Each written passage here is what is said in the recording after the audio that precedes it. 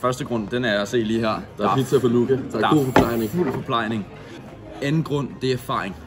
Erfaring og netværk. Vi kommer her for at skabe nogle erfaringer, få nogle erfaringer og nogle forbindelser. Danne et netværk, så når vi går ud af VG, et fantastisk gymnasium, så har vi en fremtid. Tredje grund, det er fordi det er sjovt. Det er sjovt at møde nye mennesker fra omegnen, der har samme interesser som os, og som tænker i samme baner. Er vi enige om det? Det er vi meget enige om. Tak.